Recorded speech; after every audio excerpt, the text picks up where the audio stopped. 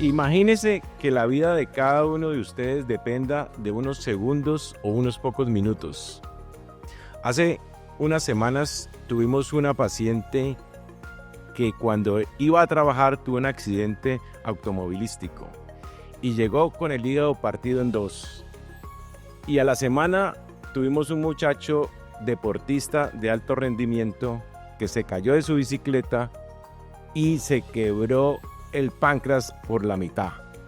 Los dos pacientes llegaron a la clínica y ahora están con nosotros compartiendo sus historias de vida y están con sus familias. Nos encontramos con los cirujanos que atendieron los pacientes y con nuestros pacientes.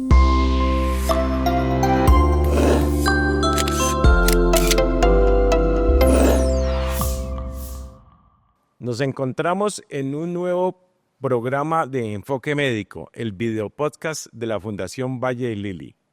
Soy el doctor Carlos Ordóñez, cirujano de trauma y emergencias de la Fundación. Y me encuentro con el doctor Mauricio Millán, cirujano de trauma y cirujano de trasplantes. Bienvenido, Mauricio. Gracias, doctor. Es un placer estar con ustedes aquí hoy. Y aquí a mi izquierda, el doctor José Julián Cerna, cirujano de trauma y cirujano vascular. Bienvenido, José. Gracias, profe. Muy contento de estar acá compartiendo con ustedes. Hoy les vamos entonces a compartir nuestros dos pacientes que sufrieron accidentes. La primera paciente ingresó en un shock severo después de tener un accidente en una moto cuando venía a trabajar. Nosotros nos encontrábamos en el servicio de urgencias y ahora les vamos a presentar cómo es que en la Fundación Valle de Lili, el servicio de cirugía de trauma y emergencias, enfocamos estos pacientes y hemos venido cambiando e innovando el manejo del trauma. José, cuando un paciente llega a urgencias muy grave, ¿qué es lo primero que sucede? ¿Cómo suenan las alarmas? ¿Disparan los equipos de trauma? ¿Quién atiende a los pacientes? ¿Puedes irnos como contando, como narrando cuál es la situación o qué es lo que pasa cuando un paciente nos llaman? Sí, claro. Aquí existe ya todo un desarrollo logístico dentro de la clínica para poder atender a estos pacientes. Yo, justamente esta paciente que habla, recuerdo que eso fue temprano en la mañana, 7 de la mañana, algo así, porque ella iba a trabajar. Y cuando los pacientes llegan y llegan inestables, la primera persona que los atiende es el urgentólogo, el emergenciólogo que está en la sala de reanimación. Y creo yo que lo primero que pasa cuando llega un paciente de este tipo es que se activa el código de trauma. Y cuando se activa el código de trauma, y esto es uno de los avances grandes que nosotros hemos logrado acá, se activa una serie de procesos al interior de la clínica que hacen que todo el mundo se ponga en función de ese paciente. Porque cuando se activa el código de trauma, que el código de trauma aquí se activa marcando un número en el teléfono que está en el servicio de urgencias, se llama al cirujano general, se llama al cirujano de trauma y emergencias que está de turno, se llama al banco de sangre, se llama al quirófano, se llama al anestesiólogo, se llama al tomógrafo para las imágenes diagnósticas y digamos que de una vez empieza a funcionar todo para que ese paciente pueda salir adelante. Entonces yo creo que lo primero que se hace y como funciona al principio es eso, se activa un código de trauma y todo el mundo ya está alerta para trabajar en función de que ese paciente salga adelante. Mauro, y tú que eres cirujano de trasplantes y cirujano de trauma, ¿cómo ves esto del código de trauma y que va toda la gente? ¿Y cómo lo has visto desde tu punto de vista de trasplantes? Que no estás ahí, pero siempre estás detrás de todos por si necesitamos que nos ayuden. ¿Cómo entiendes eso? ¿Cómo lo ves? Indudablemente ese es un avance grande que se ha hecho aquí dentro de la institución, porque hace varios años estaba el cirujano de urgencia solo, prácticamente tomando decisiones cruciales en este tipo de pacientes que llegaban gravemente enfermos a urgencias. Hoy en día se hace un trabajo en equipo con varios servicios que intervienen activamente en pro de sacar a alguien adelante con un trauma severo. En este caso me parece a mí que es un avance importantísimo que se ha dado y se ha cambiado mucho la historia porque Este tipo de casos antes se morían, hoy en día no se mueren dentro de la institución. Entonces, para mí es un avance importante y más que pues vivo con las dos especialidades, pues ahorita no hago cirugía de trauma, pero hago cirugía de trasplantes y observo que es algo que es importante. Entonces lo que hemos avanzado es que ya tenemos establecido todo esto del código de trauma, que hay emergenciólogos, cirujanos, las enfermeras, los terapeutas, los residentes y todos atienden al paciente y cada uno sabe qué hacer en realidad. Hemos avanzado varias cosas y hemos ido desarrollando protocolos como colocar unos catéteres, tener un protocolo de la transfusión, un protocolo de la escanografía. Vamos a irles contando cómo es que este avance ha ido desarrollando el servicio en procura de bajar la morbilidad y la mortalidad de nuestros pacientes. José, ¿qué es lo de los catéteres que colocamos en urgencias? ¿Cómo se lo podías explicar a la gente rápidamente? ¿Qué es este avance que hemos hecho que lo hemos venido transmitiendo al mundo y la gente ya no lo está entendiendo, pero a veces vamos como más adelante nosotros en esta innovación? ¿Qué es lo que hemos avanzado? Cuéntale en detalle un poquito. Bueno, profe, yo quiero como contextualizar un poco para hablarte precisamente de los catéteres, contextualizar un poco el caso de la paciente que mencionabas hace unos minutos, y es ya una paciente que tuvo un trauma muy severo en una moto, en una vía de alta velocidad pues, de la ciudad, y llega con traumatismos en múltiples cavidades de su cuerpo y con una inestabilidad hemodinámica, con una presión sistólica muy baja, cerca a los 60-70 milímetros de mercurio, y una frecuencia cardíaca muy alta, 120-130. Estos pacientes son los pacientes que tradicionalmente todos los protocolos dicen: este paciente hay que operarlo urgente. Entonces, las personas, cuando dice hay que operarlo urgente, uno siempre dice: listo, vamos a operarlo, pero ¿de dónde lo operamos? ¿Le operamos el tórax? ¿Le operamos el cuello? ¿Le operamos el abdomen? ¿Las piernas? Si está golpeada por todos lados, ¿dónde es que realmente está la lesión? Y eso fue lo que pasó con esta paciente. Tenía heridas por todo lado porque había tenido un accidente muy grave y nosotros no teníamos muy claro hacia dónde íbamos con ella. Creo yo que ahí empiezan los cambios y es lo que me estás preguntando. ¿Qué hacemos nosotros para anticiparnos a eso? Entonces, aquí ya hablamos del código de trauma, que se activa pues el código de trauma, donde un montón de personas se ponen en función de esto.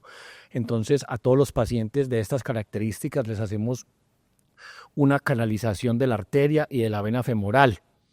La arteria femoral generalmente la canulamos guiada por ecografía con un introductor o un introductor pequeño de 5 French, y la vena femoral la canalizamos con un catéter de alto flujo, que estos son catéteres de 12 o 13 French y de una longitud corta, que nos van a permitir por el catéter venoso transfundir hemoderivados, sean glóbulos rojos, plasma y plaquetas, a una alta velocidad, y el catéter arterial nos permite, uno, tomar una presión arterial invasiva en ese momento para estar seguros de cuánto tiene de presión arterial, pero lo más importante de este catéter es que en los próximos minutos, si el paciente necesita o un procedimiento endovascular para controlar su sangrado o una oclusión endovascular de la aorta para prevenir que el paciente entre en paro, ya tenemos esta vía hecha, y hacer el procedimiento es muchísimo más rápido, está corta el tiempo, muy rápido. Entonces, tener esos dos catéteres nos permite pues todas estas cosas. Entonces, preguntémosle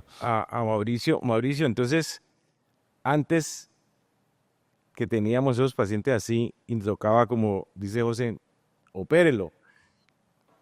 ¿Qué pasaba si, por ejemplo, tienes una herida severísima del hígado hace unos años y tenías que operarlo?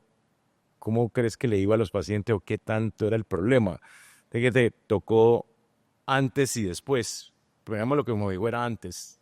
Como si fuera antes, no, pues a ver, ¿qué le cuento?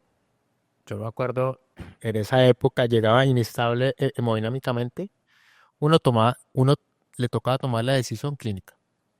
hoy en día no se hace eso, porque ya tiene otras herramientas que le determinan, que le pueden a uno a determinar, por ejemplo, lo que decía José Julián, qué tipo de cavidad abordar primero, ¿ya? Y en este caso, el primer punto importante es las imágenes, el TAC. Me parece que, en mi opinión personal, es una herramienta fundamental, porque eso le permite a uno poder hacer un abordaje mucho más exacto del compromiso de los órganos que estén comprometidos. Hace 10 años, 15 años, no se hacía eso como norma o como protocolo. Entrábamos a esas cavidades con un sangrado masivo, aplicábamos las técnicas de cirugía y control de daños, en este caso el packing hepático y el control vascular, que era el clampleo de la aorta de una forma abierta, que es mucho más complejo. Ahora con esta nueva tecnología del REBOA, es un instrumento que le permite a uno tener un mejor control del paciente desde el punto de vista hemodinámico y vascular. Entonces yo creo que eso es un cambio, es una revolución que se ha hecho con respecto a la cirugía de trauma. Entonces, ahora como dice Mauricio de lo del TAC, entonces vamos a ver qué es lo que hemos hecho con el TAC. El TAC es la escanografía que se hacía en pacientes que estaban estables, pero en pacientes inestables, muy comprometidos, hipotensos, era imposible hacerlo.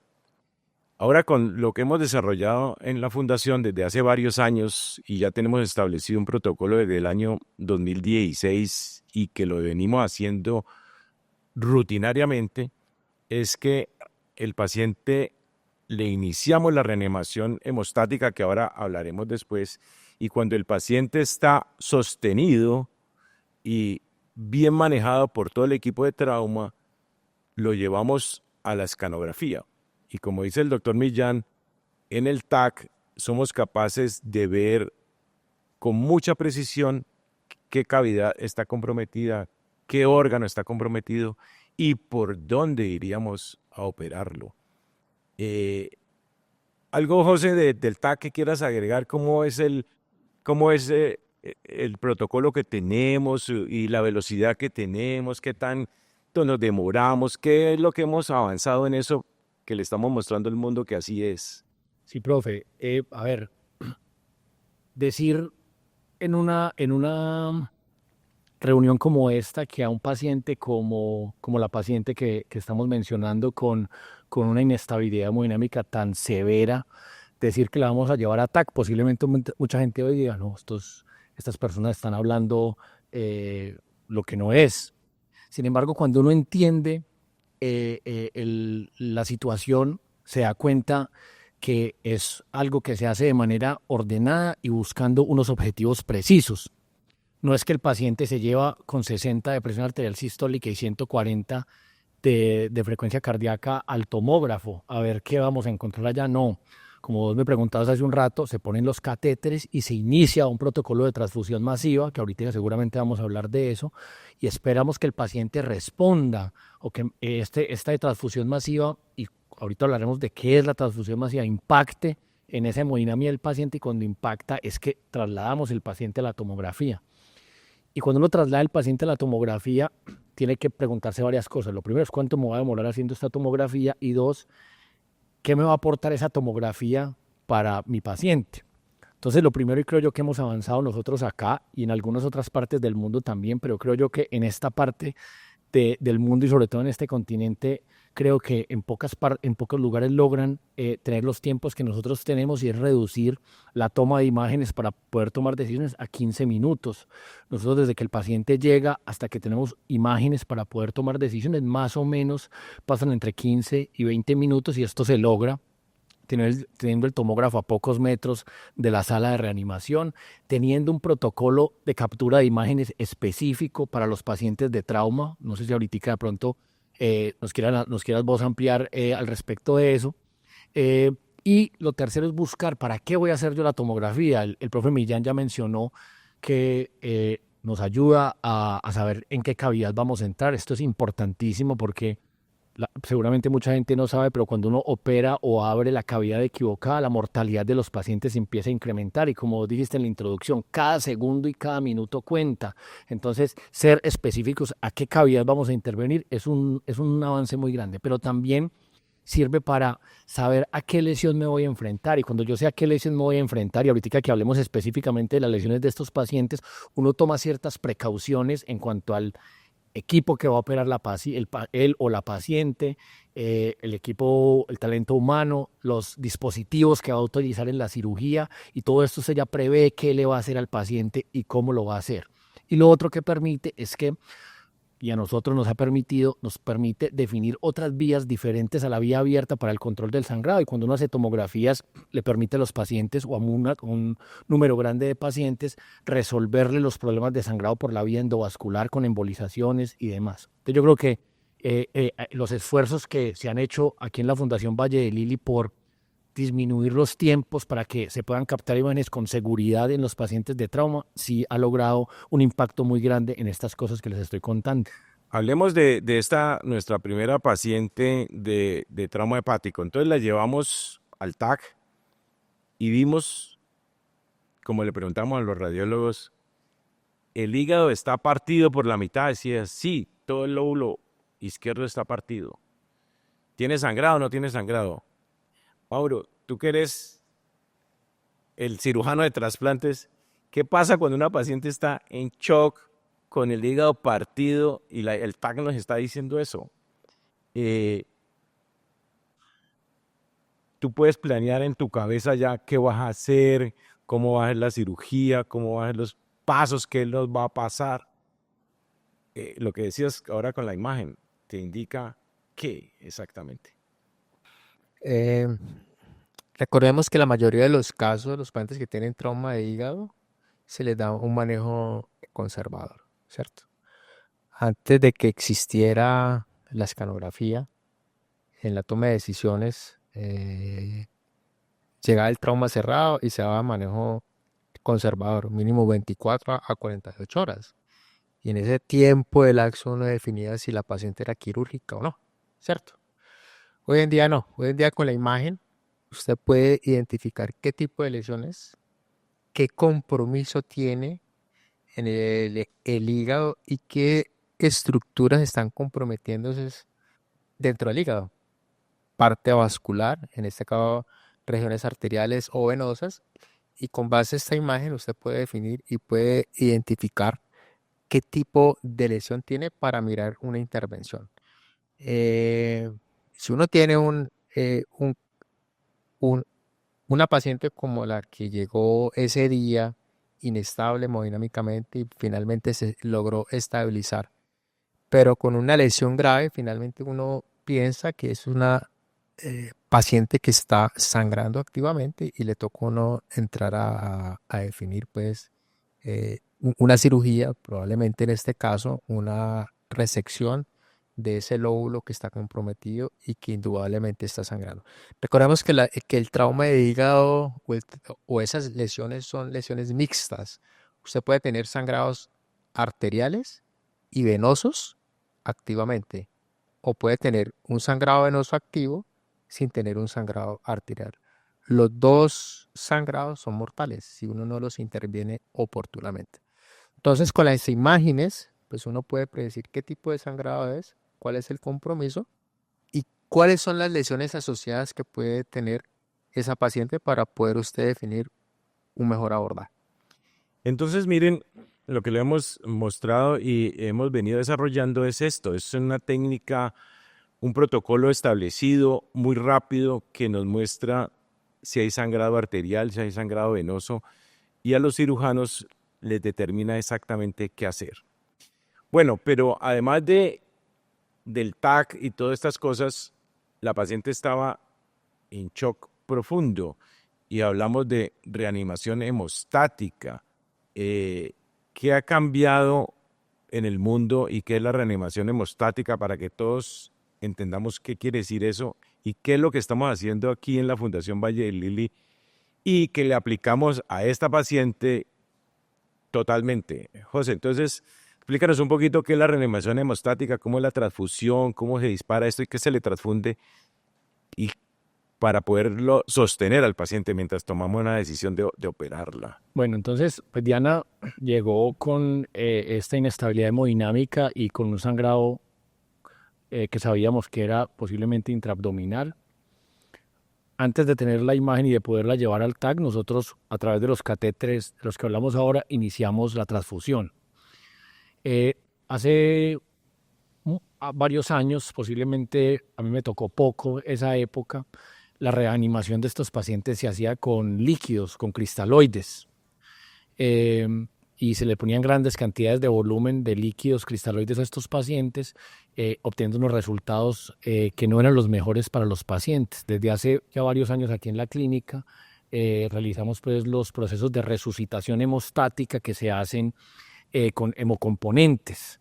Con hemocomponentes buscando reponer lo que el paciente perdió. Lo que el paciente perdió pues fue sangre, entonces hay que reponerle sangre. La sangre con la que contamos actualmente pues no viene completa. Por ahora, por el momento, no contamos con sangre completa, sino con los componentes separados. Entre nosotros transfundimos glóbulos rojos, plasma y plaquetas. A Diana se le hizo, cuando activamos el código de trauma, se le pusieron los catéteres y se inició su protocolo de transfusión, que el protocolo de transfusión, el paquete de trauma con el que contamos nosotros aquí en la clínica, incluye 4 unidades de glóbulos rojos, 4 unidades de plasma y una plaqueta féresis.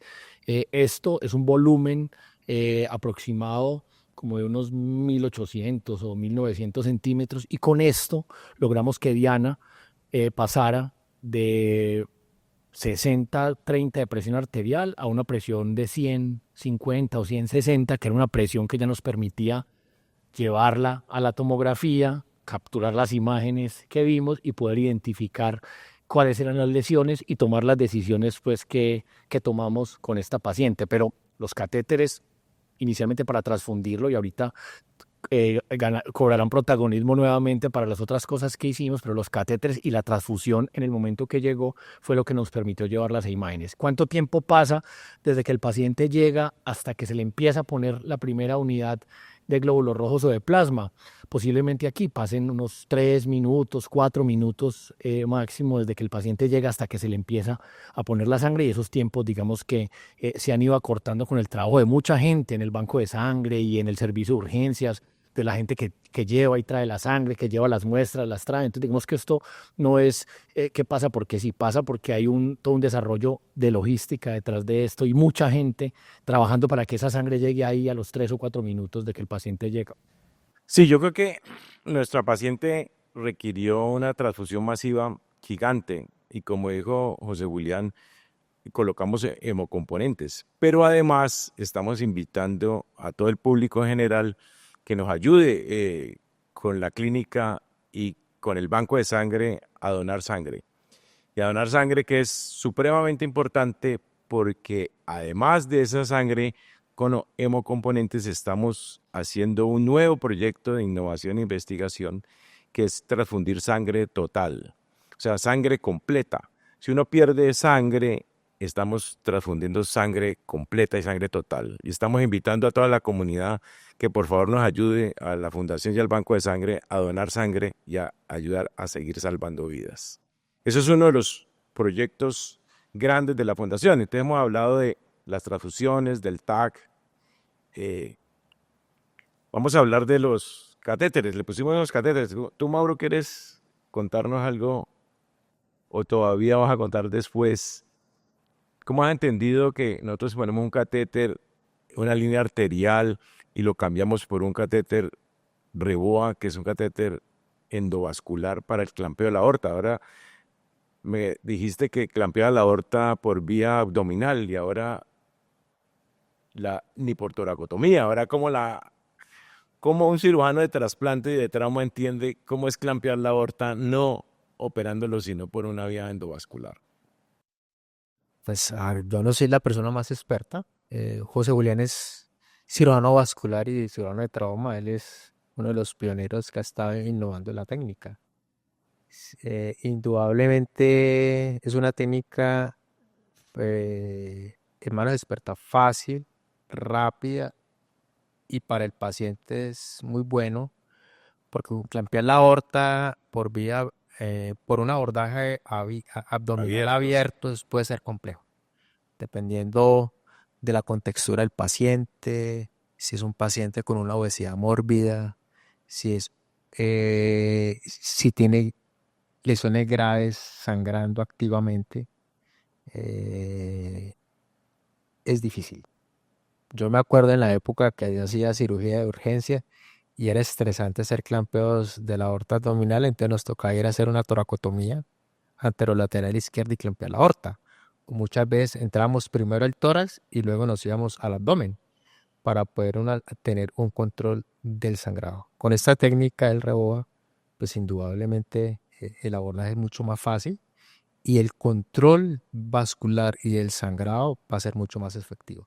Claro, como todo en la vida tiene sus pros, ¿sí me entiende? Y uno de los pros es que en el momento en que uno lo va a aplicar deben haber dos equipos quirúrgicos. Un equipo que esté concentrado en haciendo el abordaje del REBOA y el otro equipo quirúrgico que esté haciendo el abordaje intraabdominal.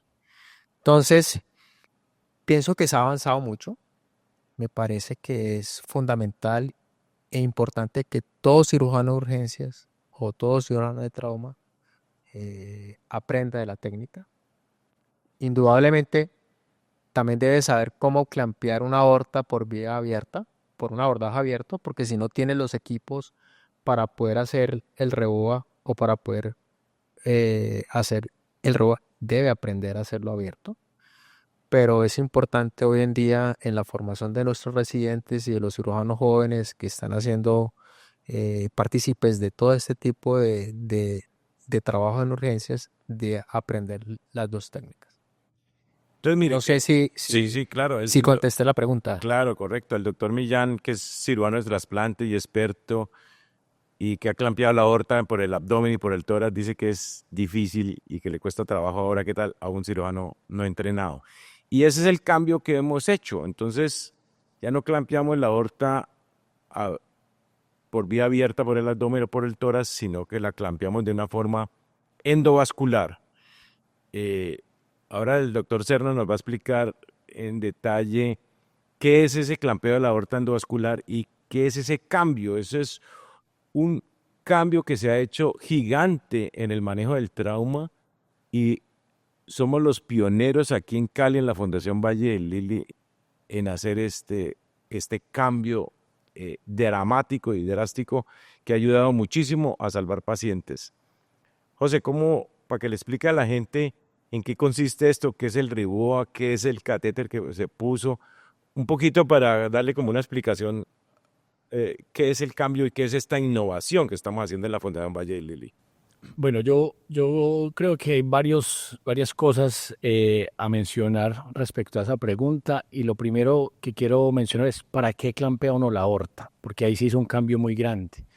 Hace algunos años atrás, no tantos, porque a mí me tocó esa época, se decía que clampear la aorta o que el momento de clampear la aorta era cuando el paciente estaba en paro. Entonces uno hacía la toracotomía de resucitación, ponía el clamp en la aorta y empezaba a darle masaje directo al paciente para poderlo sacar del paro. Nosotros hemos cambiado ese concepto y ya decimos que la aorta no hay que clampearla cuando el paciente está en paro. O sea, también, pero hay que clampearla muchísimo antes de que el paciente esté en paro. Y lo que nosotros hacemos acá, o nuestros protocolos aquí adentro de la Fundación Valle del Lili, está que nosotros clampeamos la aorta cuando la presión arterial sistólica está entre 60 y 70. ¿Y cuál es la razón? Que un paciente en paro, al que usted le clampea la aorta, la probabilidad de sobrevivir es menor del 10%, incluso en la mayoría de los pacientes menor del 1%. Por el contrario, si usted le clampea la aorta, cuando está en 60 o 70 milímetros de mercurio, la probabilidad de sobrevivir de ese paciente está alrededor del 80%, dependiendo pues de la herida que tenga. Entonces, ese fue el primer cambio que logramos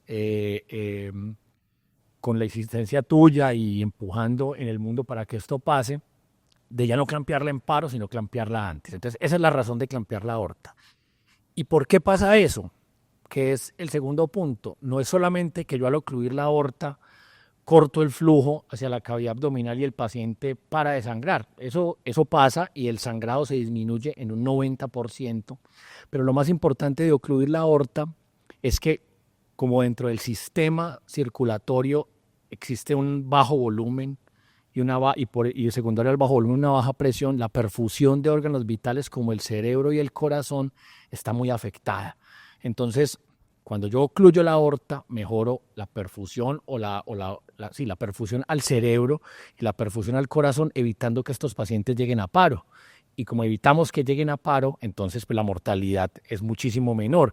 Y también logramos que los daños cerebrales secundarios pues, sean muy bajos porque les estamos garantizando una adecuada perfusión cerebral. Entonces, en cuanto al por qué, creo yo que en esas dos cosas o en esos dos conceptos hemos avanzado mucho. ¿Por qué clampeo la aorta y lo hago así?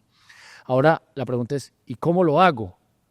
Entonces, es muy posible que hace unos años, profe, abrirle el tórax a un paciente con 70 milímetros de mercurio de presión arterial sistólica por un trauma hepático y hoy por hoy es descabellado. O sea, ¿a quién se le ocurre abrirle el tórax, hacerle otra herida a un paciente para clampearle la aorta?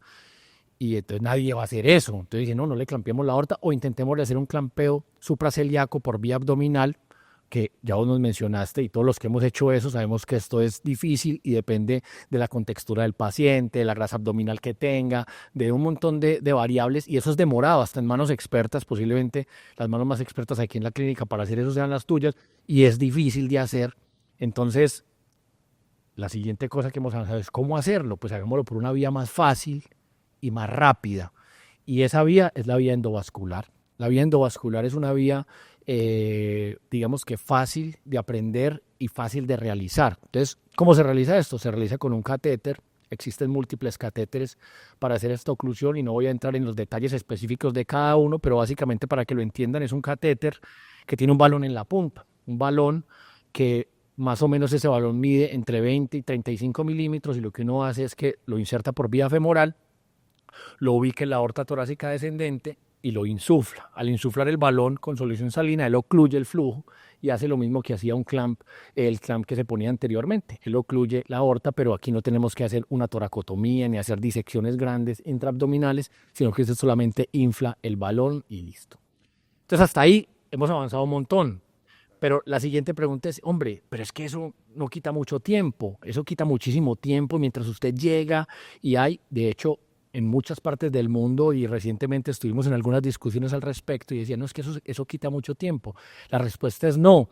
Y la solución a eso está con lo que ya mencionamos, con los catéteres desde urgencias. Y desde que el paciente llega, nosotros ya preveemos que a este paciente va a haber que ocluirle la aorta, como preveemos que hay que transfundirlo y le ponemos el catéter arterial y venoso, no. Cuando ya uno decide clampear la aorta, ahorita contamos cómo se la clampeamos a la paciente, el proceso desde la decisión hasta que se clampea la aorta no tarda más de 4 o 5 minutos porque es simplemente cambiar un introductor y avanzar el catéter. Entonces creo yo que en eso es en lo que más hemos avanzado nosotros y los protocolos nuestros, digamos que insistiendo en lo que decías al principio, como cada segundo cuenta, hacemos todo de la forma más rápida para que a los pacientes les vaya bien y creo yo que ahí está el secreto de que a los pacientes les vaya bien. Y lo que dice José, entonces lo que hacemos y lo que dijo Mauricio ahora es, somos dos equipos. Uno se encarga, como dijo José Julián, de colocar el Riboa, que es este catéter endovascular, y el otro grupo se encarga de operarlo. Entonces no se pierde ningún momento, ningún tiempo, ni nada. Y esa es otra de las innovaciones que hemos venido mostrando en la Fundación Valle del Lili. Ahora queremos retomar que eso nos estaba pasando y a la semana siguiente nos llegó el otro paciente. Como les conté, es un ciclista joven de alto rendimiento que estaba compitiendo, se cae y se golpea y llega también a la clínica.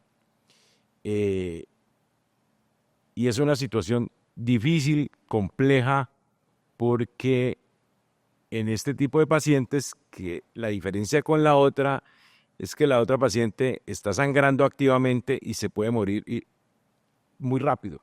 En cambio, el otro paciente está estable, está tranquilo, pero tiene una situación muy crítica que hay que tomar decisiones muy precisas y muy complejas. ¿Cómo hacemos nosotros en la fundación para ser precisos y no equivocarnos en el grupo de cirugía de trauma y emergencias. Entonces es lo que decimos, de lo que dijimos al principio, tenemos un grupo multidisciplinario y todo lo compartimos entre todos. Y por eso tenemos aquí invitado al doctor Mauricio Millán. Mauricio, cuando te comenté este paciente y lo estábamos viendo nosotros, ¿cómo tomamos esa decisión tan compleja de si había que operarlo o no operarlo? Porque todos nos decían que no había que operarlo. Entonces, un paciente que, como dijimos, le hicimos la escanografía, como la hacemos acá, tenemos exactamente el diagnóstico, el paciente está estable, pero tiene un trauma complejo. Cuéntanos, Mauro, cuando viste el TAC, cuando viste el paciente, ¿por qué se decidió operarlo? Bueno, es difícil tomar decisiones rápidamente, ¿no? Y más cuando se enfrenta uno a un trauma cerrado de abdomen, que pueden haber diferentes situaciones de lesiones de órganos que pueden ser vitales. Aquí vuelvo a recalcar una ayuda importante, es la escanografía abdominal, porque es que nos dice el tipo de lesión y el grado, ¿cierto? Y dos, la correlación clínica que uno hace con el examen físico o hablemos de trauma, el ABC primario, junto con las imágenes diagnósticas. Eso es una lesión de un páncreas que prácticamente estaba partido. Eh, si uno lo pone en el manejo conservador, podría caber en el sentido de que uno le podría dar manejo conservador porque el paciente estaba estable hemodinámicamente, ¿cierto? Pero el problema es las complicaciones y la morbilidad que eso puede darse a corto, mediano y a largo plazo. Puede ser que le haya ido muy bien, como puede ser que no. Este tipo de lesiones finalmente van a tener una morbilidad importante y son las complicaciones que se pueden dar. ¿Y qué complicaciones pueden darse? Las fístulas pancreáticas, ¿cierto? Que algunas veces se les puede dar manejo conservador y otras veces no. En la mayoría de los casos, en mi opinión personal, una fístula pancreática es una morbilidad importante porque eso trae otras complicaciones adicionales, infecciones, abscesos, pseudoquistes pancreáticos y con el tiempo esa cavidad se va volviendo hostil por el mismo trauma y por la misma lesión. Entonces la experiencia me ha dado que entre más rápido se le haga una intervención quirúrgica, el pronóstico finalmente va a ser bueno. Aquí se tomó la decisión en conjunto. Claro, entendemos que hubo compañeros que dijeron manejo conservador, pero por las características de la lesión y por el estado en que se encontraba el paciente, se hizo la discusión académica y clínica y se llegó a determinar pues, que era quirúrgico, por eso fue que se tomó la decisión de llevarse a cirugía. Sí, entonces retomamos el caso de nuestro paciente y tiene un trauma pancreático muy complejo, el páncreas partido por la mitad. Definitivamente la decisión en estos traumas es que hay que operarlos porque, como hemos dicho, el trauma pancreático tiene un comportamiento dual, ¿no? Que produce sangrado, pero por ejemplo es el líquido pancreático y este líquido pancreático, como dijo Mauricio, produce fístulas muy complejas y pancreatitis aguda ahí y necrosis pancreática. Entonces es una cosa grave que hay que resolverla. Lo otro que hemos avanzado mucho en esta técnica, y vamos a hablar intraoperatoriamente, de la conservación del páncreas, del tejido pancreático lesionado. Importantísimo, Porque eso es importantísimo. ahora te voy a dar la palabra, Mauro, para que expliques eso, qué pasa con los problemas si uno hace lo que hace el mundo entero, que es el páncreas, le hacen pancreatectomía distal a la lesión o a veces pancreatodenectomía cuando hay lesiones complejas. Y nosotros lo que estamos haciendo desde hace varios años, y esto es otra innovación que se hace en la Fundación Valle del Lili, y incluido también el hospital universitario, es eso, ¿no? Es conservar el tejido pancreático lesionado. ¿Cómo lo hacemos? Sí, Mauro, cuéntame por la importancia de conservar el páncreas. Bueno, eso es otra discusión académica que siempre se da, ¿no? Si uno se pone a ver todos los grupos quirúrgicos nacionales e internacionales, la literatura dice que hay que hacer resecciones pancreáticas, hacer pancreatectomías distales o pancreatorenectomías en ese tipo de lesiones. Yo estoy convencido y usted también está convencido en que entre más manejo conservador se le dé a la lesión, es decir, resolver el problema en lo mínimo para tratar de conservar la glándula, en mi opinión personal es beneficioso. ¿Por qué? Porque hacer resecciones grandes del páncreas puede llevar a mediano y a largo plazo complicaciones y complicaciones médicas, en este caso enfermedades metabólicas como la diabetes. Entonces, en lo posible, si uno puede conservar el páncreas, si se le puede dar un manejo conservador en cuanto al manejo Eso, quirúrgico, conservador operatorio, en cuanto al preservador, manejo, pues. exacto, en cuanto al manejo quirúrgico conservador, va a ser mucho mejor que si yo lo voy a someter a una resección del páncreas más grande, ¿no? No es porque se vaya a infectar, puede ser que se infecte, como puede ser que no se infecte después de una cirugía grande. El problema de eso es la morbilidad que eso puede ocasionar a largo plazo, y en este caso una diabetes. En el caso de el paciente deportista que se llevó a cirugía, tenía una sección del páncreas, no total, no estaba fracturado completamente, pero era una sección grado 2, grado 3, y por lo menos la glándula pancreática en todo su trayecto era una glándula sana. O sea, no tenía proceso inflamatorio, no tenía estatonecrosis, no tenía proceso inflamatorio compatible con una pancreatitis. Estaba sangrando, ¿no? La herida estaba sangrando, no de una forma activa, pero sí estaba dando un sangrado en capa. Entonces, una de las formas era quitarle el cuerpo y la cola del páncreas, y probablemente con el vaso, que eso es una cirugía ya grande, mayor, y uno, a pesar de que la literatura dice que no van a tener complicaciones tempranas, no sabemos la morbilidad que pueda ocasionar eso en algunos meses o años. En este caso, una enfermedad metabólica como una diabetes eh, eh, mellitus, que puede ser una enfermedad grave y que finalmente es una enfermedad grave porque lleva complicaciones a largo plazo, incluso hasta la muerte, incluso hasta un trasplante de páncreas. O sea que lo que estamos haciendo de preservar el páncreas es supremamente importante y en el trauma y estos traumas son en gente joven que es todavía más vital conservarlo. José, ¿cómo es que, explícales cómo hacemos la preservación del páncreas, cómo es la sutura o cómo es que se hace para resolver el problema? Bueno, eso ha sido algo innovador de acá, de la ciudad de Cali, de la Fundación Valle de Lili y del Hospital Universitario. Y eso yo pues, digamos que como me formé acá, aquí lo aprendí. Porque como decía el profe Millán, siempre se hacen pancreatectomías y resecciones distales, entonces se hablan de utilización de grapas, sutura mecánica, y eso es lo que en la actualidad hacen. La innovación, no digamos la innovación, el avance en otros lugares ha sido pasar a una grapa y dejar eso suturado y resecar el segmento distal del páncreas.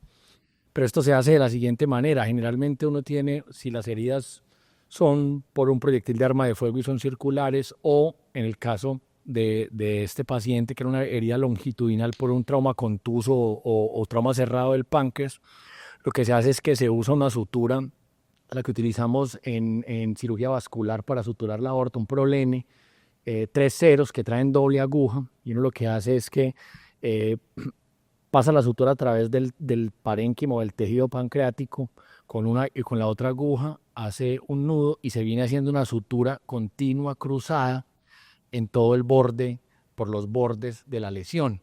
Entonces uno pasa el punto, lo cruza y lo ajusta, no lo jala porque va a desgarrar el tejido, sino que lo ajusta, y el prolene da esa posibilidad de ajustarlo y dejarlo ajustado sin tenerlo que desgarrar. Y uno va cruzando punto por punto y uno va viendo cómo el tejido de la glándula va quedando como amarrado adentro de esta sutura que uno va haciendo. Y uno hace todo el borde y al final termina donde empezó y ahí vuelve y hace otro nudito, y esto es una sutura que para el sangrado es una sutura hemostática, pero también pues en ese momento no se ve porque no, la fuga pancreática no la ve en ese momento, pero digamos que ya con los números y la cantidad de pacientes que hemos hecho, aprendimos que también evita la fuga pancreática en un número muy grande de pacientes, y los pacientes que fugan, la fuga es muy limitada, es muy pequeña y de muy pocos días,